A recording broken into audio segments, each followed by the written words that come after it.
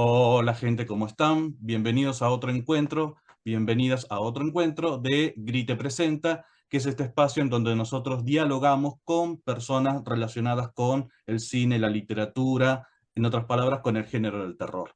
En este caso tenemos dos invitadas de lujo, una de ellas es Noelia Gregorio Fernández, profesora de la Universidad Internacional de La Rioja, y Carmen Méndez García, de la Universidad Complutense de Madrid.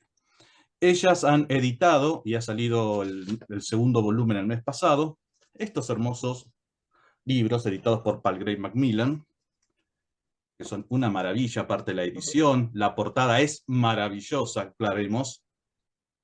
Son preciosas las portadas. Y han editado dos libros hermosos sobre cine de terror contemporáneo dentro de Estados Unidos. Ambos volúmenes tienen el mismo título y tienen diferentes subtítulos. El título es Culture Wars and Horror Movies, básicamente guerras culturales y películas de terror en Estados Unidos. Y esta invitación es debido al hecho de que no es habitual encontrar dos editoras dentro de España que publican en Estados Unidos y en inglés.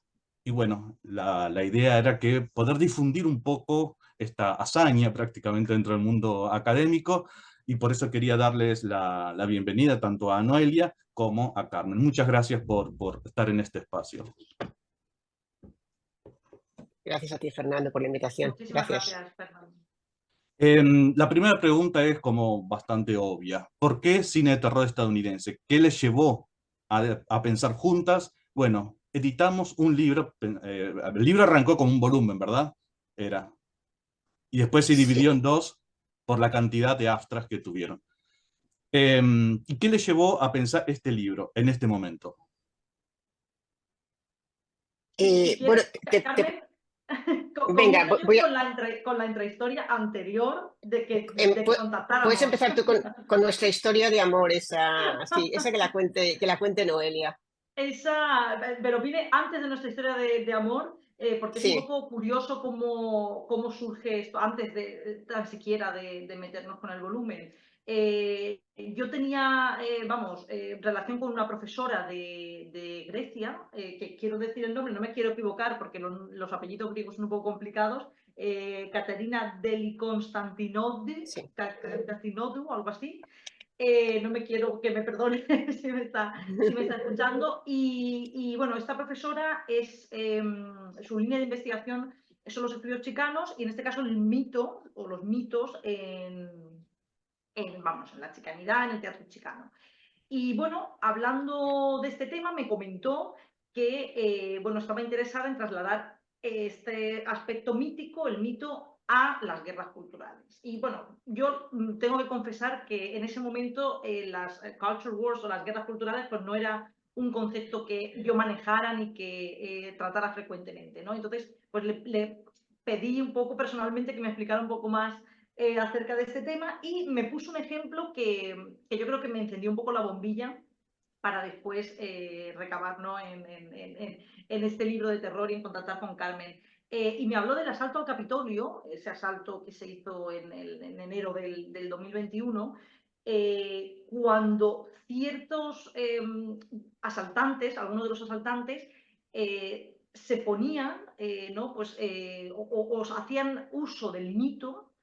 En este caso, no sé si acordaréis, ¿no? De estos asaltantes con el horn Gorro, hat. sí, sí. Exactamente, ¿no? Haciendo alusión al mito estadounidense y a ciertos mitos estadounidenses, ¿no? Y cómo este mito se entrelazaba con las guerras culturales en este caso, por supuesto, en el caso de este asaltante, ¿no? Pues para alinearse con las políticas de Donald Trump. Entonces, bueno, este hecho, que parece que no tenga mucha relación con lo que después vendría en el libro, sí que me hizo pensar que, bueno, quizá estas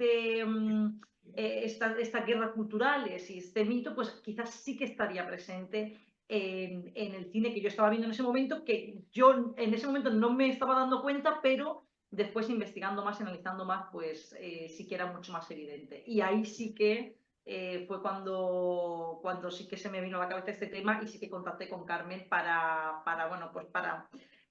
hacerlo un poco más factible, darle un poco más de forma y a ver a través de esta idea qué es lo que podríamos sacar. Y ahora sí, Carmen. Sí, en mi caso todo esto viene precedido por un interés personal en el cine de terror. Es una cosa, yo me acuerdo de pequeña viendo películas de terror con mi madre, porque éramos las únicas dos de la familia, y eso pues al final fue derivando como una especie de investigación informal, porque no es mi principal línea de investigación, pero bueno, investigación pues sobre el cine de terror, siempre el cine de terror en Estados Unidos, y la investigación que yo hago, que es sobre todo literaria, pero ya te digo que a veces incluye cine, está muy centrada en el contexto histórico en el que se produce el texto o la película. Con lo cual, cuando llegó Noelia y me propuso una cosa así, dije, bueno, pues es que esto está muy en línea con lo que hago. Yo siempre le digo a la gente que este libro, hay mucha gente que escribió libros durante el COVID y yo creo que este es el libro de COVID, o los dos volúmenes del COVID de Noelia y míos, ¿no? Noelia me abordó al final de un congreso virtual de la Sociedad Española de Estudios Norteamericanos, que iba a ser en Bilbao, pero al final tuvo que ser online, porque esto fue en 2021, correcto, Noelia. Entonces, yo me acuerdo que asistí a la presentación de un libro que ella acaba de publicar sobre Roberto Rodríguez y cine, y al final le escribí un mensaje en el chat diciendo, Noelia, me gustó muchísimo tu libro. Y entonces ella me dijo, pues tengo una propuesta para ti. Y bueno, pues de esa intriga pues nació este libro que la verdad es que sí ha hecho más del trabajo lo hemos hecho virtual al principio por necesidad, porque no podíamos vernos en persona, hemos coincidido en un par de congresos, eso sí, que hemos aprovechado pues para vernos y demás, pero bueno, es un libro que es mucho resultado también de los tiempos que había en ese momento y de incluso cómo la tecnología pues nos facilitaba el poder hacer este tipo de cosas. Bien, retomando un poco lo que ha dicho Carmen, me lleva un poco las ideas de Robin Hood en su American Nightmare, su ensayo famoso American Nightmare, en donde él básicamente lo que hace es establecer las líneas de pensamiento que dicen que el cine de terror lo que hace es llevar a escena las pesadillas compartidas de una sociedad y una cultura dadas. El cine de terror funciona de manera metafórica y o alegórica sobre ese momento y esas represiones que tienen una cultura determinada. Básicamente, estos dos volúmenes entonces estarían basados en ansiedades colectivas que se presentan en el Estados Unidos contemporáneo. ¿Es así? Y de hecho, muy contemporáneo, porque una cosa que Noelia tuvo muy claro desde el principio cuando ella me presentó el proyecto es que partíamos de Get Out. Ese era como un poco el año de partida y a partir de ahí fueron los textos que seleccionamos. Es cierto que hay algún artículo que lo que hace es comparar un texto mucho más reciente con otro anterior, pero lo que es el corpus en sí son cosas todo que vino después de Get Out. Es decir, es muy, muy contemporáneo. Nos planteamos en algún momento irnos un poquito más para atrás porque llegaba alguna propuesta que sonaba interesante y demás, pero bueno, al final decidimos ponerlo como corte para hablar de una América que nosotros pensamos que es todavía consistente, el contexto que había político, social, racial, en tiempos, cuando sale Get Out es todavía consistente hasta ahora mismo. Sí, y sí que es verdad que como dice Carmen, desde la editorial también nos redireccionaron un poco, ¿no? por estas fechas, porque, claro, las épocas no van determinadas también por un número, ¿no? Entonces sí que, como dice Carmen, recibíamos propuestas que a lo mejor se nos iban de esa década y desde la editorial pues nos recomendaron, muy bien recomendado además, que nos ciñéramos en esa fecha, ¿no? de Get Out y que fuéramos para adelante un poco la década del 2010 a 2020 y estos últimos años, ¿no? Entonces sí que hay alguna comparativa con alguna obra anterior, pero sí que, por supuesto, esa urgencia política, podríamos llamar, a lo que está haciendo este elevated horror, ¿no? que bueno, conocemos como elevated horror, social horror, tiene varios términos para denominarla, pues era importante acotarlo y centrarse desde luego en esto. Y bueno, Fernando, retomando lo que acabas de decir también de esta urgencia política, tenemos algunos ejemplos en los volúmenes también de folk horror.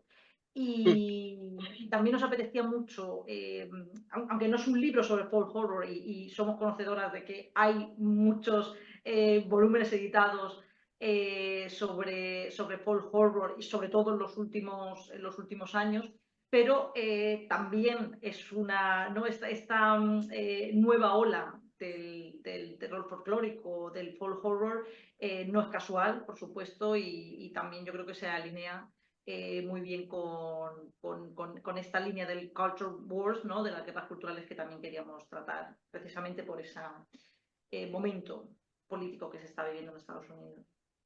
Sí, hay que aclarar quizás a la gente que no sabe que efectivamente está saliendo actualmente varios volúmenes dedicados a folk horror. Es llamativo que un ciclo, un subgénero, según quien lo quiera definir de tal o cual manera, que ha estado olvidado durante tantas décadas, me atrevería a decir, de repente tiene un renacimiento tan importante en los últimos años. Es llamativo y es un tema a explorar de por qué ha vuelto con tanta fuerza, no solo películas de folk horror, sino que la investigación actualmente se está centrando bastante en ese tema. Ustedes habían pensado el libro como un solo volumen, ¿verdad? Al principio. No, no exactamente. Yo creo que intuimos que sería un volumen, pero yo creo que eso un poquito por prudencia, porque las dos somos prudentes y dijimos, bueno, esto suena interesante, pero lo mandamos al mundo y a ver qué nos llega, ¿no? Y Claro. yo creo que estábamos las dos al principio un poquillo preocupadas de vamos a tener suficiente para un solo volumen. Y entonces de repente yo me acuerdo que me llega un mensaje, mucha de esta comunicación hemos hecho por email, por WhatsApp, y entonces me llega pues un WhatsApp de Noelia diciéndome que hay muchas propuestas. Y yo no entendí cómo hay muchas propuestas para un volumen, qué bien. Me dijo, no, no, que hay muchísimas propuestas.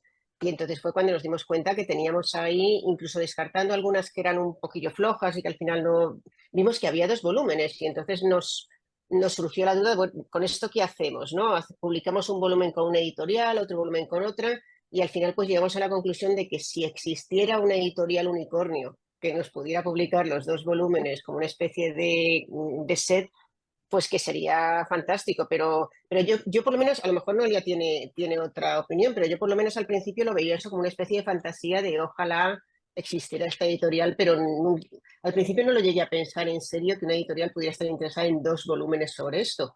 Y bueno, pues sin embargo a Noelia le llegó esa propuesta, ¿no?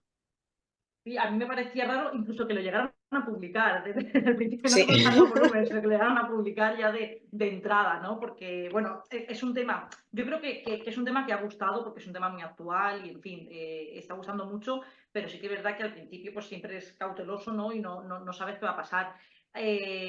No quiero adelantar, que sé que a lo mejor Fernando tiene alguna pregunta más sobre la publicación, pero sí que es verdad que llegamos incluso a pensar pasarlo para revista, para special issue, pero tuvimos unas propuestas pues tan buenas y que veíamos que iba tan para adelante que bueno, con esta publicación y como dice Carmen en Palgrave pues tuvimos mucha suerte. Porque enseguida nos dijeron que sí y nos han estado acompañando en todo este proceso. Pero vamos, Palgrave, y nos dijeron también que sí en varias editoriales más. O sea, que al final cogimos Palgrave porque, bueno, fue de las primeras que nos dijo que sí y el proceso parecía que iba a ir bastante rápido, que al final ha ido bastante rápido, la verdad. Sí. Pero sí es... no pensábamos, desde luego, yo desde luego no pensaba que fueran a ser 2 volúmenes, ni mucho menos. Aclaremos a la gente que yo tengo un capítulo en uno de los dos volúmenes. De paso hago mi propia En el publicidad. primer volumen. Efectivamente. Sí. ¿Y cómo dividieron los dos volúmenes? Porque los títulos son iguales, que es muy llamativo, y los subtítulos son diferentes. Cada volumen tiene un hilo conductor. ¿Cómo eligieron esos dos hilos conductores? ¿Cómo dijeron, bueno, tenemos ensayos para este tipo de volumen y ensayos para este otro tipo de volumen? ¿Cómo fue definido esas separaciones en dos libros? Yo esto prefiero que lo explique Noelia porque fue ella la que hizo la primera criba de las propuestas que nos iban llegando y tal, y la que empezó a ver un poquito pues como los capítulos individuales y no el bosque, o sea que prefiero que lo explique ella. Sí, bueno, fue curioso porque como hemos hablado ya, Get Out nos sirvió un poco como película fundacional, ¿no? Como película bisagra. Sí que es verdad que Get Out, si se caracteriza por algo, es por la raza, no por el género, evidentemente, que al final de género puede ser en cualquier película, ¿no? Pero es una película mayoritariamente centrada en la raza. Entonces, en un principio de hecho, el Call for Papers que mandamos iba por este lado, estaba todo un poco más canalizado pues, por política, por raza, por ideología, ¿no? Al final un poco lo que ha sido el primer volumen. ¿Qué pasa? Que, como ha dicho Carmen, recibimos tantísimas propuestas y tan buenas, muchas de ellas centradas en género, que dijimos, bueno, si es que tenemos a lo mejor 12 o 14 propuestas de género, ecocrítica también había, ecocrítica relacionada también con el género, ¿no? Incluso género, no solamente pensando en lo femenino, sino también en lo masculino. Entonces dijimos, bueno, pues vamos a intentar dividirlo, ¿no? Pero en un principio, y tal y como se concibió el Call for Papers en un primer momento, iba a estar más relacionado con pues, términos raciales, afroamericanos, Sí, ideología, cuestiones de clase también, sí. Exacto, cuestiones de clase, efectivamente, neoliberalismo, que al final es, que aquí lo tengo también, para, Ese volumen, sí. ese volumen es, digamos que es el primigenio, ¿no? El que se Este supone... para nosotros, sí, que es gracioso porque lo publicaron en segundo lugar, publicaron En antes segundo el otro, lugar, pero en efectivamente. nuestro corazón, para Noli, para mí es el volumen 1, porque siempre lo Sí. hemos tratado como volumen 1. Luego, en algún momento, la editorial, como iban tan pegados, decidió sacar segundo el de género, pero el de género fue una reorganización. Al principio, de hecho, me acuerdo que uno de los primeros índices tentativos que tenía Noelia, género, era como era una sección de un volumen, Es cuando verdad, todavía sí, no sí. estábamos seguras si nos podíamos lanzar a los dos volúmenes. Y luego nos dimos cuenta que hay en cuestiones, pues lo que dice Noria de género, pero bueno, también de cuestiones de masculinidades, de cuestiones queer, pues que teníamos un volumen en sí. Exacto. ¿Y qué temas encontraron que se repiten? Básicamente la idea es, ¿cuál es el estado del cine de terror actualmente dentro de Estados Unidos? ¿Qué es lo que encuentran ustedes, no solamente como editoras del volumen, sino de los volúmenes, sino como espectadoras? ¿Qué temas encuentran que vuelve una y otra vez en el cine de terror de Estados Unidos actual, contemporáneo? Algo que les llame la atención, que quizás antes no aparecía y que ahora encuentran que aparece más seguido. En un cine que aparte, aclaremos, que está teniendo el cine de terror estadounidense, está teniendo un éxito muy grande. Alguna película le puede ir mejor, alguna otra peor, pero está Sí. teniendo éxito. Claramente es un cine que está llevando gente a los cines. Eh, ¿Qué temas se encuentran repetidos en el cine de terror contemporáneo dentro de Estados Unidos? A mí un tema que me interesa muchísimo, temas la verdad es que hay de todo, porque como ha habido la explosión esta de cine de terror, pues es muy difícil encontrar temas que no toquen dentro de lo que son las ansiedades contemporáneas de los Estados Unidos. A mí un tema que me llama mucho la atención, también por otras investigaciones que hago yo, es la cuestión de género, porque yo creo que hay una clara evolución de la mujer un poquito como accesorio, la mujer como víctima, la mujer como propulsora de la venganza, pero que no pinta mucho, yo creo que una reivindicación. Yo creo que hay un cine de terror que sí me atrevería a decir que es feminista, en el sentido de poner a la mujer en el centro y que cada vez se aleja más del estereotipo, porque es cierto que el estereotipo este de la Final Girl pues lo tenemos ya en los finales de los 70, principios de los 80, pero saliéndose también de ese estereotipo, presentando mujeres muy complejas que no solamente son una especie de accesorio para hacer avanzar la trama. A mí ese tipo de terror específico me interesa muchísimo. Y me interesa también las cuestiones también de raza, que es una cosa que ha existido siempre. El gótico sureño, por ejemplo, está basado completamente en cuestiones de raza, y esto lo tenemos desde el siglo XIX. Pero cine sobre raza escritos por autores, hecho por autores racializados, como pueda ser Jordan Peele, por ejemplo. Es decir, eso es una cosa que en el cine de terror no voy a decir que no existiera ya, porque bueno, teníamos ahí Candyman, pero también tenemos los remakes. O sea que para mí serían los dos temas que a mí personalmente me interesan más. El folk horror a lo mejor entiendo por qué es muy relevante y entiendo por qué tiene mucho que ver con el ascenso de un cierto tipo de votante que vota a Trump y demás, pero a mí por motivos personales pues me interesa a lo mejor un poquito menos, ¿no? Pero esos dos son los que me interesan más a mí. Sí, evidentemente, raza y género, que al final han sido los dos grandes pilares en los que hemos pasado los dos volúmenes. Efectivamente, además, género, no solamente un género de cine de terror, que bueno, que esto daría a lo mejor para otra charla, porque habría que definir también qué consideramos como cine de terror, ¿no? Sí. Porque hay muchas películas que creo que se estrenan, sobre todo últimamente, antes estaba muy claro, ¿no? Sí. La cine de terror con el monstruo, o si no era el monstruo, estaba muy identificado quién era el malo, ¿no? Digamos. Y estaba pensando, por ejemplo, en una película como Promising Young Woman, una joven prometedora, que no es una comedia, no es cine de terror, no es un drama, es todo a la vez. Sí que es verdad que tiene un final un poco aterrador. Y yo creo que es muy, muy llamativo de esa nueva ola que dice Carmen, ¿no? De la mujer empoderada, que ya no tiene que ser esa final girl que siempre muere al final de la película, o sí, pero que haya conseguido algo, ¿no? Y bueno, The Invisible Man también, El hombre invisible, fue una de las películas que tenemos en el volumen, que quisimos poner la portada, acuérdate, en el volumen, precisamente de Invisible Man, porque para mí The Invisible Man era como el Get Out del género, ¿no? Digamos, también una de las películas que más ha cambiado para mí la figura de la mujer, ¿no? en el cine de terror. Y después quería añadir también la cuestión de la clase, que antes hemos hablado también de ella. Y yo creo que también La Purga, que también es otra de los... Además, no sé si Fernando nos lo ha preguntado, pero ¿hay alguna repetición? Sí, tenemos bastantes purgas, que tenemos un par de purgas en el volumen, y esto también es significativo porque es una película que ha trascendido bastante, ha tenido muchas secuelas también, es decir, que ha tenido bastante éxito en Estados Unidos y en Europa en general. Y yo creo que el aspecto social también, con La Caza, con La Purga, por supuesto, y seguramente con más películas, pues también creo que es uno de los temas candentes en el cine de terror actual, sin duda.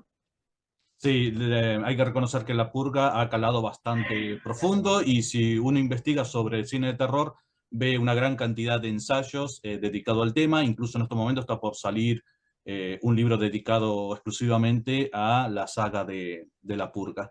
Una pequeña cosa que estaban mencionando sobre The Final Girl, este concepto acuñado por Carol Clover.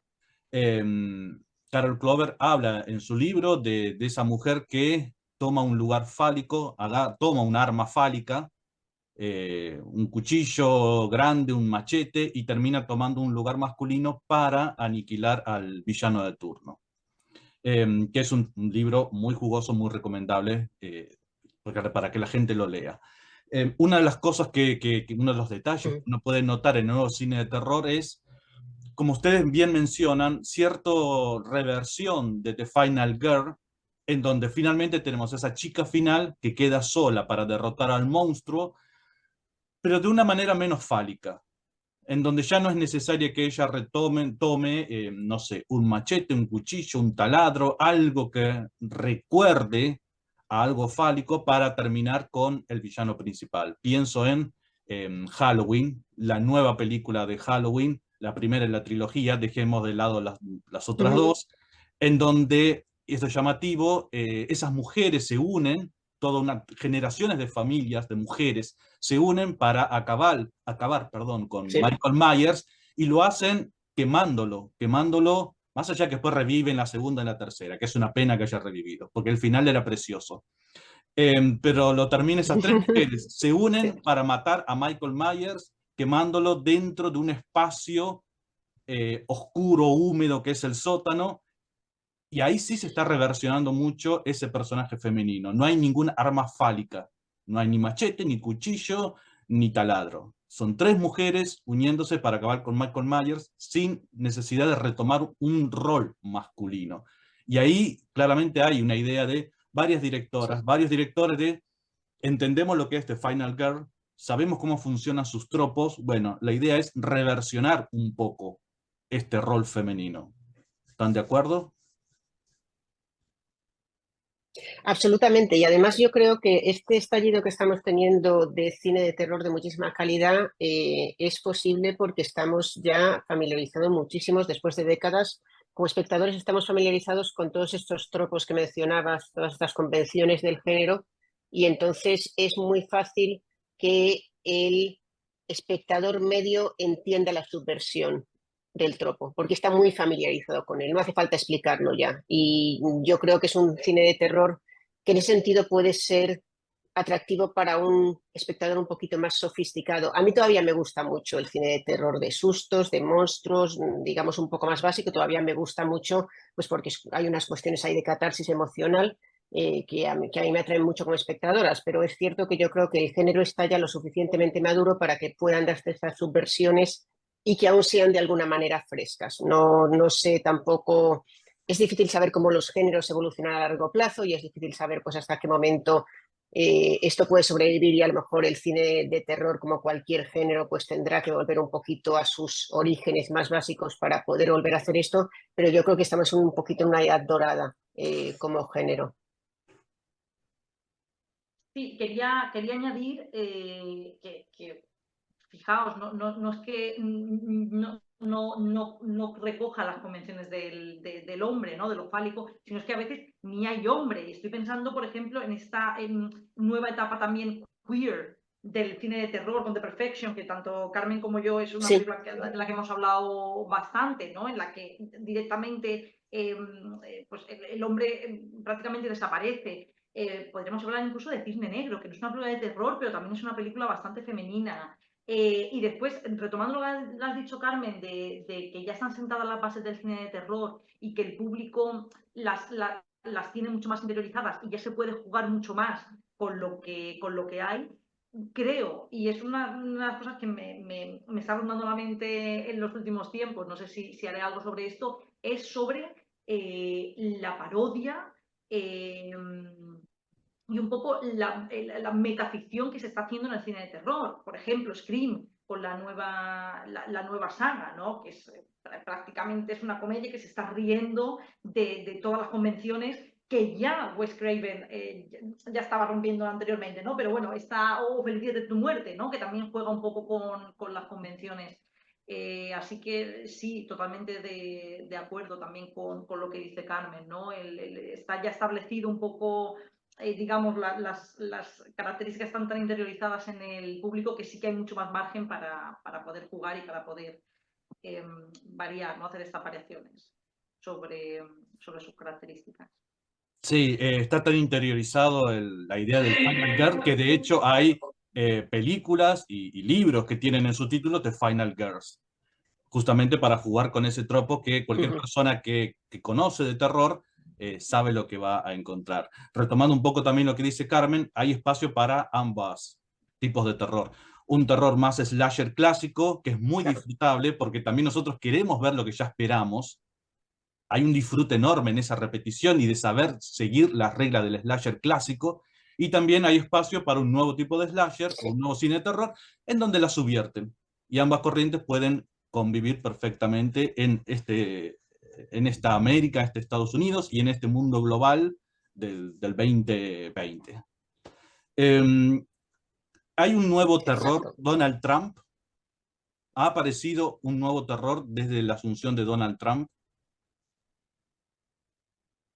Para mucha gente... Bueno, sí, y además Sí. Donald Trump como los grandes... No, sí, No, te perdón. iba a decir que como los grandes villanos del terror, pues cuando parece que como los grandes villanos del terror, cuando parece que ya está muerto políticamente, pues resulta Retorna. que no, él no sé si al final, sí, él retorna siempre. Desde el estado de Es el represión Michael Myers retorna de una y otra nuestra, vez. de nuestra Es era. el Michael Myers, exactamente. Yo creo que sí que... y se mira la historia de los Estados Unidos, yo creo, y acabas de nombrar la palabra represión, que yo creo que es muy interesante, Fernando. Yo creo que socialmente se reprimió en los años 90 y en la primera década del siglo XX, del siglo XXI, perdón, se reprimió bastante cuestiones que no estaban solucionadas en absoluto, pero que se dieron por solucionadas. Y estoy hablando sobre todo de cuestiones de raza y cuestiones de clase. Es decir, yo creo que en Estados Unidos la gente prefirió ignorar que los problemas de raza seguían estando allí, de discriminación económica, discriminación social. Pero bueno, estas 2 décadas pues es un tema que se pasa un poquito de puntillas, pues yo creo que a lo mejor con la esperanza un poquito utópica de si no hablamos de ellos, que está funcionado, ¿no? Y somos una sociedad un poquito racial. Y yo creo que en cuestiones de clase sucedió una cosa parecida, una cosa que extrañó mucho y que llevó a libros y artículos y volúmenes, fue el analizar por qué de repente ha salido Donald Trump. ¿Quién ha votado a Donald Trump? ¿No? ¿De dónde han salido tantos votos de Donald Trump? Y había, por ejemplo, un voto muy claro, pues, de un grupo social que se sentía completamente olvidado y discriminado, que era, pues, la población blanca pobre. Y yo creo que hay conexiones súper interesantes con el folk horror, por ejemplo, y con esto de la comunidad aislada, que siempre ha sido un tropo, con lo cual yo creo que la elección de Trump sí que ha vuelto a despertar algunas ansiedades que estaban ahí latentes y estaban olvidadas y claro, pues el cine de terror es como el sitio ideal para hablar de estas cosas, ¿no? A lo mejor te puedes permitir realizar ciertas metáforas o decir ciertas cosas que en un tipo de terror más realista no podrías hacer, ¿no? Bien, Y me gustaría añadir, bueno, Fernando o Carmen, que esa etapa posracial que has dicho, ¿no? Que es totalmente ilusoria, es una ilusión que muchas veces los latinos, nosotros que nos dedicamos también a los estudios chicanos, latinos, con Obama, cuando llegó, ¿no? Esa etapa posracial, de bueno, ya ha terminado todo y ahora que en el cine de terror se debe también, ¿no? Que era todo totalmente efímero, ilusorio y que no se sostenía por ninguna parte, ¿no? perfecto. Aprovechamos porque se va a cortar la reunión para hacer el pequeño corte acá y retomamos usando el mismo link, eso se lo digo a las dos editoras, no a la gente que nos está mirando, eh, Sí. y continuamos la charla. Retomando un poco lo que mencionaba Carmen con respecto a la idea de represión, y en un momento ella menciona la década de los 90, un detalle que a mí siempre me llamó la atención de la década de los 90 es cómo el cine de terror en esa década, sobre todo en la primera mitad de esa década, el cine de terror básicamente desaparece. Tenemos muy poco cine de terror dentro de Estados Unidos, en realidad en el globo, pero queremos dentro de Estados Unidos tenemos poco cine de terror. Tenemos el Drácula, tenemos el Frankenstein de Kenneth Branagh, tenemos un poco Jurassic Park, que no era terror, pero yo lo viví en los primeros décadas de los 90 y había tan poquito terror que llegaba a las pantallas que ibas y consumías lo que había. Y Jurassic Park en un momento era lo más parecido a terror porque no se estrenaba nada. Básicamente tenemos que recordar que el cine de terror estaba muerto y que lo revive Scream y un poquito Anaconda, que fue un éxito que nadie esperaba, Anaconda con Jennifer Sí. López, que fue un éxito que nadie esperaba porque el cine de terror básicamente estaba muerto. Y justamente lo revive Wes Craven con esa película metanarrativa. Y retomando lo que decía Carmen, parecía que la década de los 90 de alguna manera había vuelto a reprimir todos los temas raciales, feminismo, pensemos que la segunda, tercera oleada del feminismo está ahí, que no se sabe si es tercera oleada o es post-feminismo. La segunda oleada básicamente había muerto, según Susan Faludi, y ahí hay un estado de represión del cine de terror que vuelve con fuerza después en el nacimiento del nuevo milenio, al punto de que este nuevo ciclo de terror que empieza con Scream no ha bajado su intensidad. Ha tenido mejores momentos y peores, pero no ha bajado la intensidad. No ha desaparecido como desapareció en la década de los 50. No ha desaparecido como desapareció en la década de los 90, sino que continúa con mucha fuerza. ¿Por qué continúa con tanta fuerza el terror y cada vez más fuerza, según ustedes? ¿Alguna idea? Uf, es que aquí es una pregunta que es difícil. Yo creo que en la actualidad, como en 2024, en los últimos 4 años, hay una cosa clave que es la entrada del streaming en nuestras vidas. Yo creo que eso ha ayudado muchísimo a educar a una nueva generación entera en cine de terror clásico, que yo creo que a lo mejor en los 90 no era tan fácil consumir, porque es cierto que el cine de terror en el mercado se movía mucho el VHS que te prestaba un amigo que veías por la noche cuando no estaban tus padres. Ha salido un poquito de ese fandom y yo creo que eso trae cierta pérdida consigo, pero también trae pues nuevos espectadores creo que también el streaming, que sí que ha hecho mucho daño a la industria en otros aspectos, pero como espectador también permite que existan nichos muy específicos de un cine de terror muy específico que a lo mejor antes era imposible acceder a menos que tuvieras un amigo que realmente le gustara mucho este tipo de cine de terror muy específico que te gustaba también a ti. Entonces yo creo que en ese sentido es más sencillo que ciertos productos encuentren su público y que al existir esa bolsa de público se sepa que ese tipo de cine pues es viable y que es factible, ¿no? Pero yo estoy hablando sobre todo, estaba pensando sobre todo streaming, pues eso, en los últimos 10 años me atrevería a decir.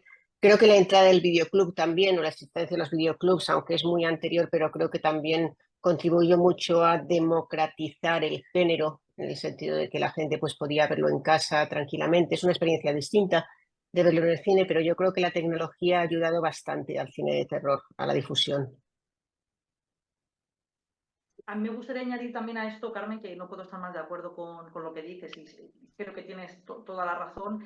Quizá también esa nueva vertiente que ha cogido el cine de terror, según mi opinión, de separarse de la serie B un poco, ¿no? Sí. Estamos hablando de elevated horror y parece que tenemos películas de cine de terror de serie B, eso no termina nunca porque lo vemos que se van estrenando, pero también hay un cine de terror mucho más mainstream, mucho más comercial, pero comercial de verdad, de llenar salas, que yo creo que este fenómeno tampoco se había visto anteriormente. El cine de terror era un cine, es un cine exitoso, pero es que ahora quizá también hay A-list actors, ¿no? Actores estrellas de Hollywood que estoy segura de que les encantaría salir una película de terror porque lleva a miles y a millones de personas a las salas.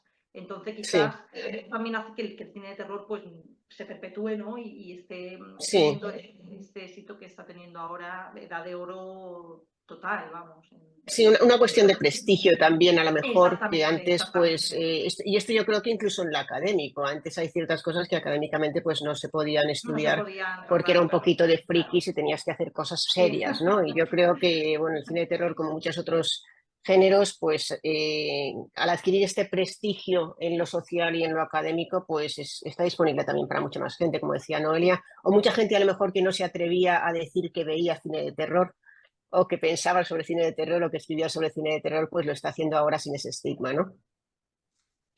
Con respecto a lo que estaban mencionando, sí, efectivamente, después del éxito de Scream y sobre todo en el nuevo milenio, uno encuentra actrices de clase A, de grandes estudios, y actores de clase A, y prácticamente si uno piensa en los grandes actores, las grandes actrices, casi todos han pasado por el cine de terror.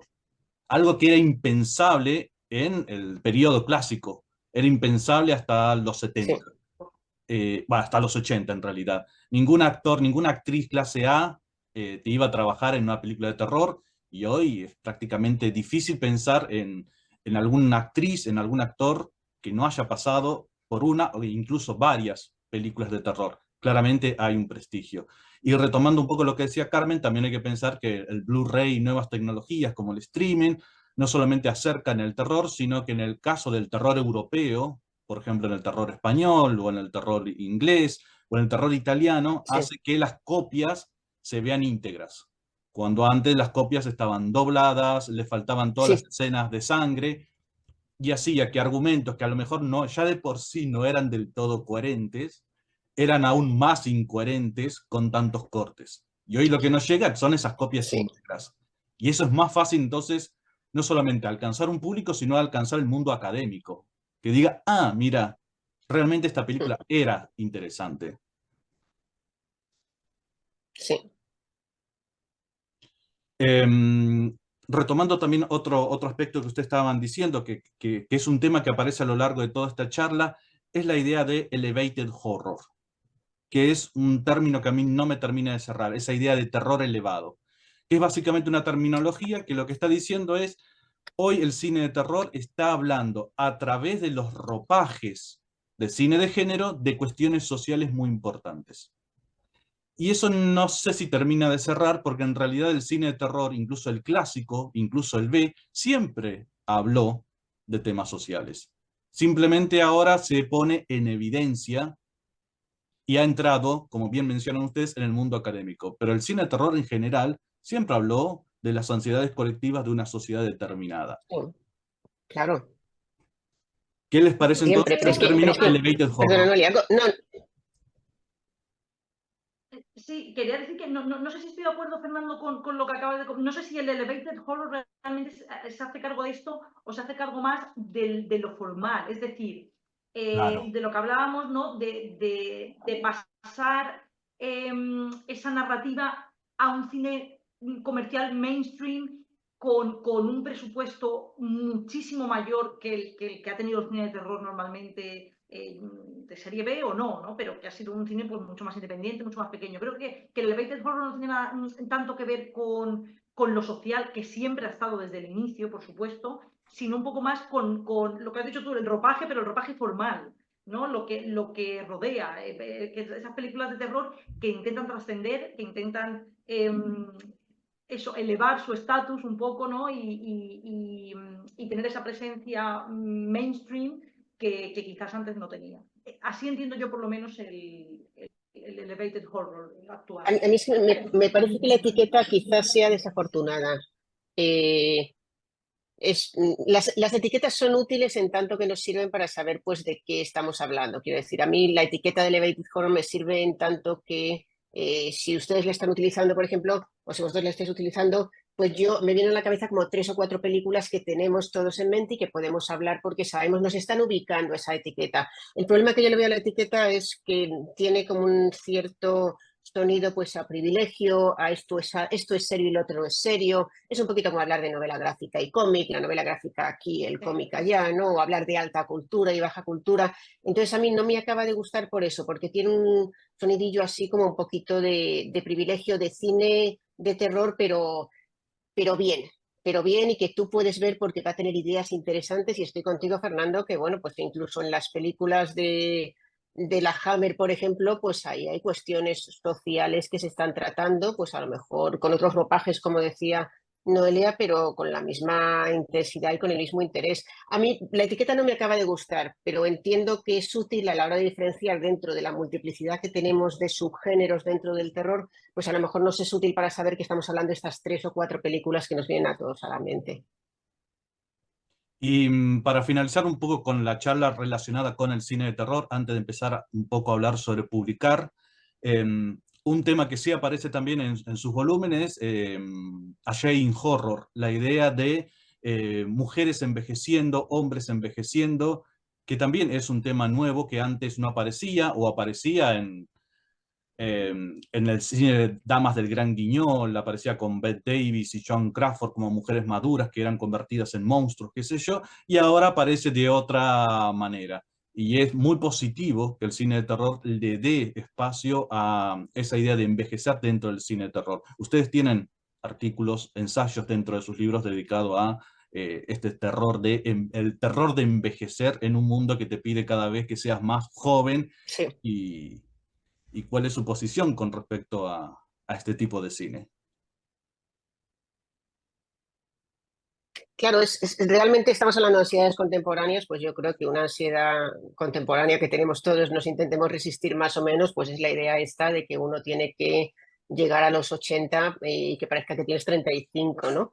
Esto puede llegar, esto siempre ha estado en el cine de terror también, pues con las mujeres que hacían prácticamente pactos con el diablo, pues para mantenerse mucho más jóvenes y demás, pero es cierto que las representaciones de la mujer. Y aquí yo creo que hay una cuestión que tiene mucho que ver con el género, quiero decir género masculino o femenino.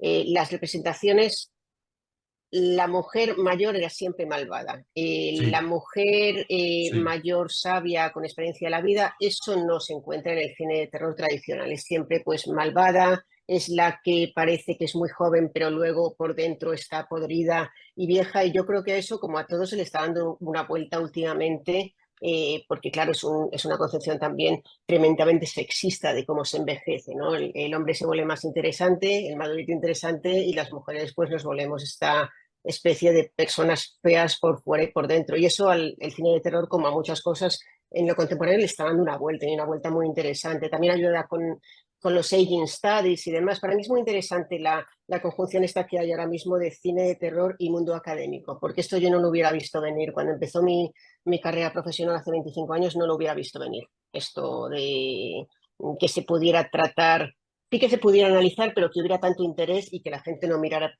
por encima del hombro por decir, pues estoy escribiendo sobre terror, ¿no?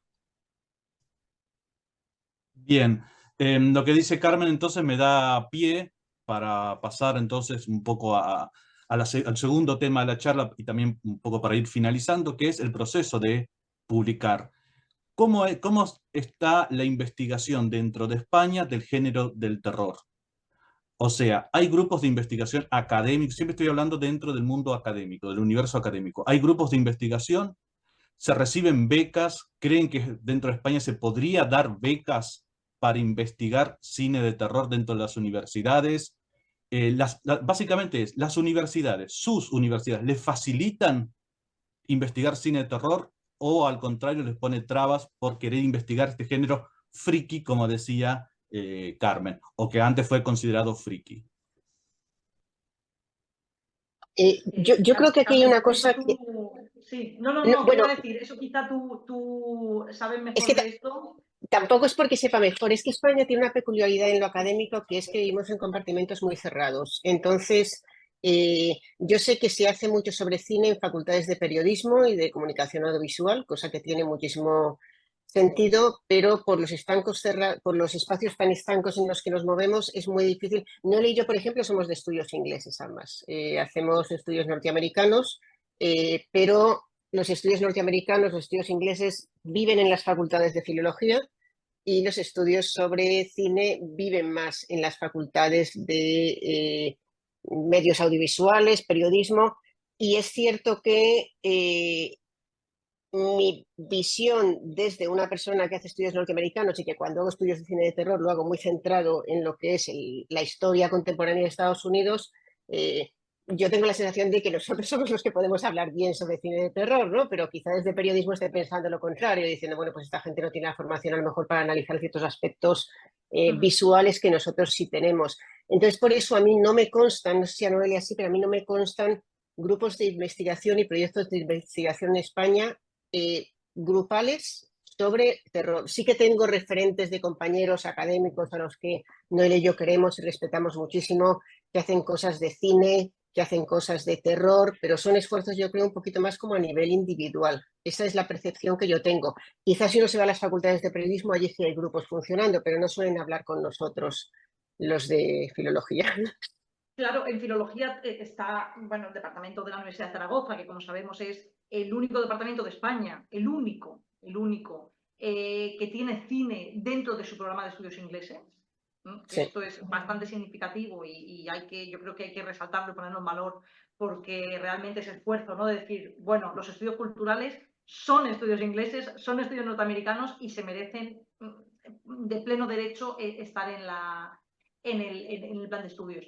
Y sí que es verdad que, claro, por esa misma razón no hay cine dentro de los estudios ingleses, solamente en este lugar. Y, por supuesto, cuando hablamos de género de terror, nos estamos refiriendo al género de terror literario, Claro, gótico, etcétera, etcétera, que esto sí que prolifera mucho Claro. más en grupos de investigación, pero en cine yo creo que Carmen estará de acuerdo conmigo en que realmente en España no existe como tal un grupo de investigación en cine y menos en cine de terror. Hay uno de cine general, pero en cine de terror es... Yo desde luego no los conozco, a lo mejor sí que existen y es porque están totalmente fuera de nuestra esfera, pero una cosa que a mí me llamó la atención es que los participantes en nuestro volumen, que son de universidades españolas, todos vienen, corrígeme si me equivoco, Noelia, pero creo que no, los de universidades españolas, digo por la idiosincrasia esta que hay en España y los departamentos tan estancos y tal, yo creo que todos vienen de filologías. Sí, yo creo que vienen todos de Los de filología. España, de otros, en otros, los que vienen, los otros autores internacionales, Sí. sí que es cierto que tenemos mucha gente haciendo investigación y docencia en cine, pero los españoles yo creo que todos vienen de filología, o casi Todos de todos. filología y dos de ellos de Zaragoza, o sea que tampoco Sí. es casual, ¿no? Es un poco el centro de los estudios fílmicos dentro de los estudios ingleses. Dicho esto, Fernando, preguntabas si hay estigma. Yo no creo que haya estigma ya en investigar cine de terror en España. Lo que pasa es que creo que es una investigación que la mayoría de nosotros vivimos un poquito como accesoria, es decir, hacemos otras cosas, tenemos otra línea de investigación pues que es central y de vez en cuando pues investigamos, se nos lleva pues a hacer cosas de cine de terror. Claro. Esa es mi percepción, pero no porque haya un estigma en sí, sino porque, bueno, pues a lo mejor la gente ya está organizada en otros grupos de investigación que son más habituales dentro de la materia, no sé. Bien, si hay grupos de investigación dentro de España que se dedican al cine de terror, se comuniquen, que avisen, que publiciten, porque también es necesario crear Sí. redes, así que aprovechen el espacio y se comunican tanto con Noelia como con Carmen como conmigo, pero publiciten un poco su visibilidad. Tiene que haber algún grupo de investigación dentro Seguro. de España y estaría buenísimo que se pudieran comunicar con nosotros. ¿Siempre pensaron en editarlo en inglés o en algún momento fantasearon en publicarlo en español dentro de alguna editorial española? ¿O siempre fue su idea, bueno, lo vamos a sacar en inglés, ambos volúmenes? Yo creo que siempre lo pensamos en inglés, ¿no, Noelia?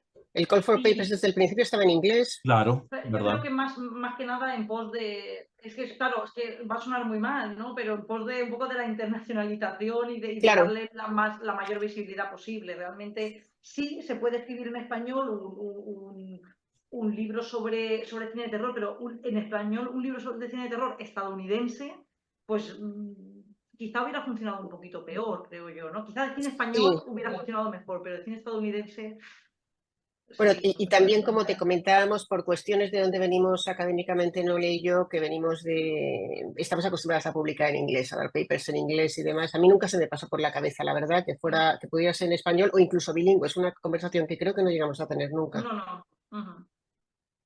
¿Y existirían los espacios dentro de España para publicar un volumen de terror? ¿Creen que conocen alguna vía, alguna editorial, algún espacio o, o no tiene visibilidad dentro de toda Yo la... creo que existir tienen que existir.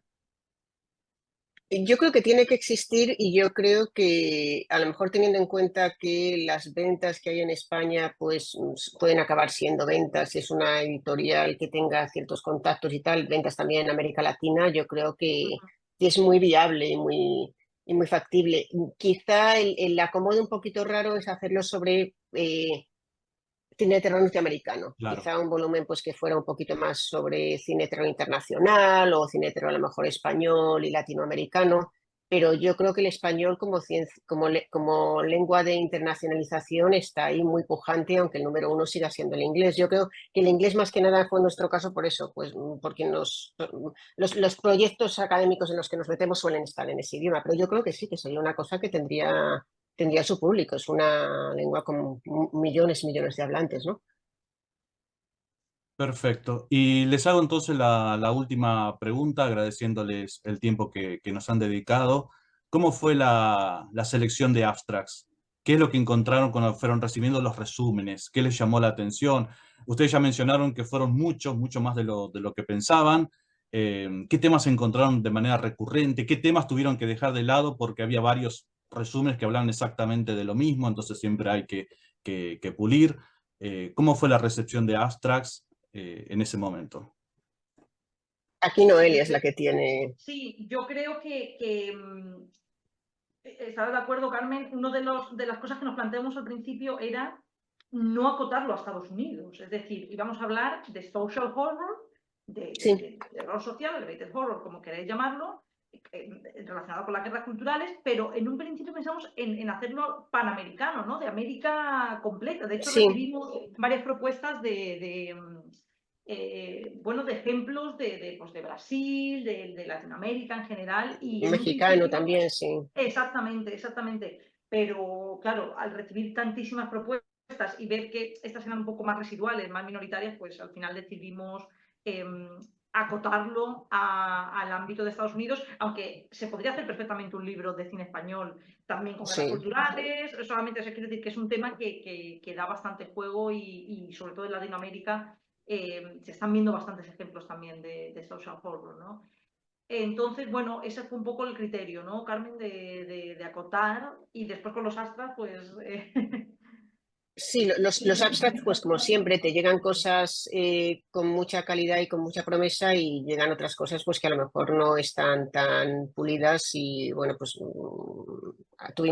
recuerdo que tuvimos una reunión presencial en Madrid que coincidió también con un Sí, congreso, con el sí, congreso de EAS y ideas. allí con un café o con una cerveza adelante, no lo sé, porque era hora del aperitivo, pues nos pusimos Noelia y yo y Noelia me estuvo contando, pues mira, tenemos no sé cuántas sobre esta misma película y entonces pues a lo mejor de esa acabamos cogiendo una o dos, porque también es cierto que hay Claro. algunas películas que se repiten, pero tampoco queríamos que fuera como una especie de sección monográfica de La De Purga, sección ¿no? O mono, es que sección teníamos, monográfica de claro, Get Out, muchos claro, Get Out, muchos As, muchos Purgas. Es decir, siempre había como. Sí que es verdad que el Call for Papers ya estaba un poco.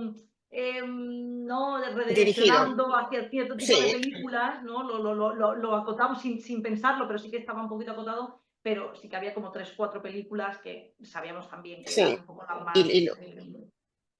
Y luego nos pasa un poquito lo de siempre, pues gente que de repente le aceptas el capítulo viendo el abstract y luego lo que te mandan pues no acaba de gustar y le tiene que dar una vuelta o se te caen del volumen, esto, bueno, pues luego lo que es el proceso de edición es un mundo y es lo que explica que al final pues con esté liada con un volumen pues 3, 4 años como hemos estado nosotras, ¿no? Luego es un Sí, mundo, pero pero yo creo vamos, que es hemos tenido fascinante.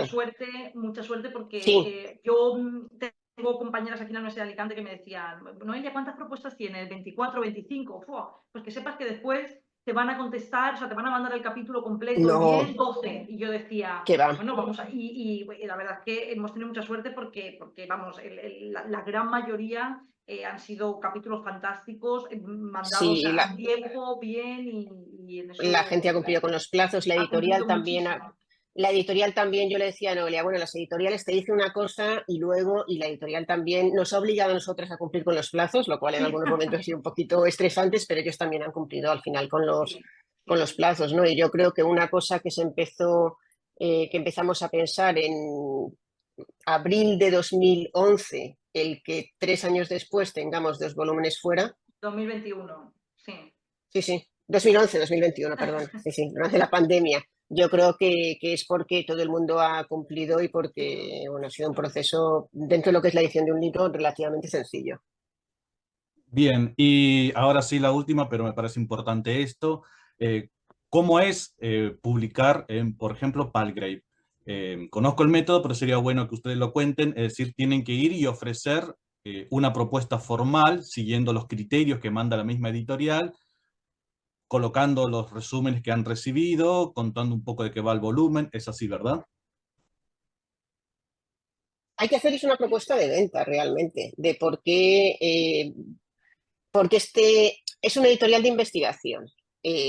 Publican investigaciones, monografías de investigación, pero claro, ellos también son una editorial privada, pues tienen que verlo esto viable económicamente. Entonces, incluye no solamente lo que decías de la descripción del volumen, el índice, los abstract, nos pidieron una explicación bastante detallada de qué iba el volumen, pero nos pidieron el capítulo de introducción, que es otra cosa que a mí en alguna otra editorial norteamericana sí me han pedido. Yo le decía siempre a Noelia, nos lo van a pedir, hay que ir pensando, luego no nos lo pidieron, ¿no?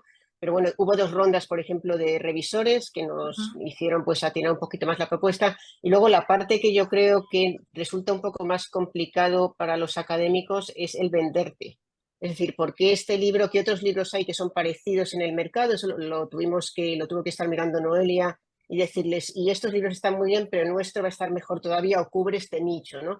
Que todavía no se ha cubierto. Y yo creo que esa parte a lo mejor es un poquito lo que es más complicado, porque lo otro, pues es una cosa que como académicos estamos acostumbrados a hacer, pero la cosa esa de venderte un poquito es un poquillo más complejo. Pero Interesante. bueno, Noelia preparó una especie como de presentación fantástica y después de 2 rondas de reseñas, pues nos dijeron que sí a los 2 volúmenes, además. O sea que, ¿No? Y la clave es trabajar con Carmen, que lo hace todo muy fácil, entonces ya bueno, trabajar con básicamente Noelia. va, va todo, va todo rodado. Hemos trabajado, tenemos que aclarar también que Noelia y yo no nos conocíamos antes, ¿eh? Exacto. No, y tampoco nos teníamos en el radar porque, bueno, pues trabajamos, yo sí había leído su libro sobre Robert Rodríguez, pero bueno, tampoco nos teníamos en el radar como yo tengo en el radar a otros colegas y demás, y entonces pues ha sido encontrarse y descubrir que trabajábamos muy bien juntas, y bueno, pues ahora tenemos pues las 2 criaturas ahí ya Sí. en el mundo, ¿no? Sí, doy fe que la parte de la propuesta de venderse es lo más difícil que hay. Es el momento en que tenés, la Sí, parte desde el mundo académico no estamos acostumbrados a eso. A mí me resulta muy difícil, no sabemos hacer eso, de sentarnos y vender, porque la idea es vender, literalmente vender el libro a la editorial y decirle, sí. este libro va a vender, va a juntar dinero para ustedes porque X motivo. Y el mundo académico no nos tiene preparadas para eso de, bueno, salir a crear un speech en donde vos vendas tu libro. Se supone que el mundo académico está por fuera de la esfera de lo comercial y trabajar con editoriales estadounidenses te obliga Pero no. a, no, tenés que vender el libro. ¿Te acuerdas, Noelia, Sí. qué es lo que propusiste para vender el libro? Bueno, básicamente se habían hecho bastantes, sí, digo bastantes porque han sido 4, 5, 6 más seguramente sobre la situación política actual, muchos libros sobre la era de Obama y el cine de terror, por supuesto sobre Trump y el cine de terror, pero bueno, esta idea de las guerras culturales que no fuera solamente sobre un ala, la derecha o la izquierda, sino que fuera sobre las dos vertientes. Yo creo que esto gustó bastante. Y Claro, también el acotar a partir del 2010 y que Sí. fuera una década también gustó bastante. Entonces, no, la clave es un poco pues eso, acotar lo máximo posible y coger una vertiente, una temática que no hayan tratado los demás, quizá, ¿no? bien. Bueno, quería antes que nada agradecerles muchísimo, muchísimo, de verdad, el tiempo que nos han cedido al grupo Grite, mi grupo de investigación en cine de terror. Eh, de verdad, muy agradecido por el tiempo, muy agradecido por haber hablado un poco de sus libros, por haber hablado de cómo es el proceso para publicar. Por supuesto, le decimos a la gente que compre ambos libros publicados por Palgrave. Y antes de terminar, si quieren decir algo, quieren hacer alguna publicidad, cuáles son sus proyectos futuros, qué es lo que tienen en carpeta.